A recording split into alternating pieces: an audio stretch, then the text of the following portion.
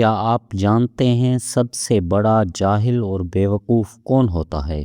حضرت علی شیر خدا نے فرمایا، سب سے بڑا جاہل اور بیوقوف وہ ہے جو ایک ہی پتھر سے 2 بار ٹھوکر کھائے، یعنی غلطی کرنا برا نہیں سمجھے، لیکن اس غلطی کو بار بار دہرایا جانا انسان کو تباہی کی طرف لے جاتا ہے اور وہ پھر کہیں کا نہیں رہتا۔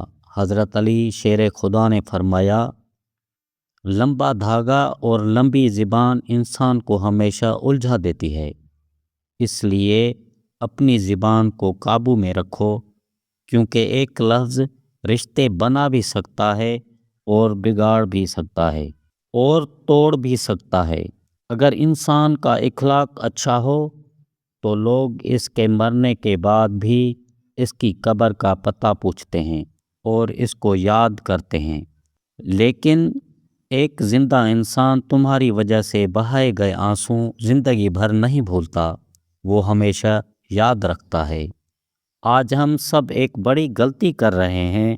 غلط فہمی ہونے کے بعد ہم سب سے پہلے بات کرنا بند کر دیتے ہیں، حالانکہ غلط فہمی ختم کرنے کا واحد طریقہ گفتگو ہے۔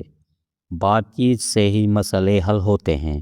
آج کا دور دیکھو، پہلے 2 لوگ لڑتے تھے تو تیسرا صلح کرواتا تھا، اور آج تیسرا ویڈیو بناتا ہے تاکہ دنیا کو دکھا سکے۔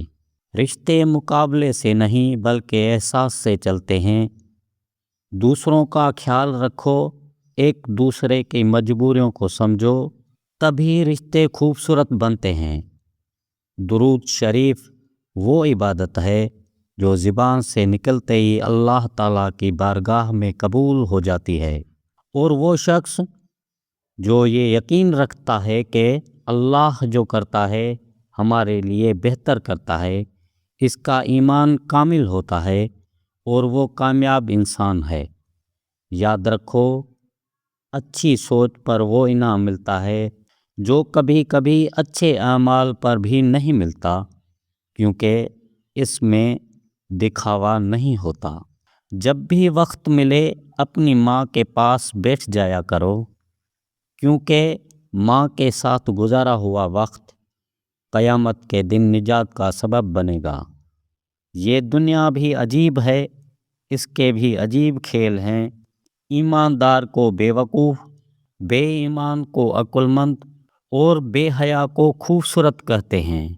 جب لوگ غصے میں ہوں تو ان کے بات غور سے سنا کرو، کیونکہ اصل حقیقت اسی وقت سامنے آتی ہے۔ حضرت علی شیر خدا نے فرمایا، جب دعا میں دل لگنے لگے تو سمجھ جاؤ اللہ تمہاری تقدیر بدلنے والا ہے اور تجھے انعام ملنے والا ہے۔ اگر کوئی تمہارا دل دکھائے تو ناراض مت ہونا، اس کو مت ڈانٹنا، کیونکہ جس درخت کا پھل میٹھا ہوتا ہے پتھر بھی اسی کو مارے جاتے ہیں، تکلیف بھی وہ برداشت کرتا ہے۔ یاد رکھو، چیزیں دوبارہ مل سکتی ہیں لیکن انسان کبھی واپس نہیں آتے، نہ ہی کبھی تم ان سے معافی مانگ سکتے ہو۔ تقدیر سے لڑنا چھوڑ دو اور تقدیر بنانے والے سے صلح کر لو، تو تمہیں مانگنے کی ضرورت نہیں پڑے گی، بن مانگے سب کچھ مل جائے گا۔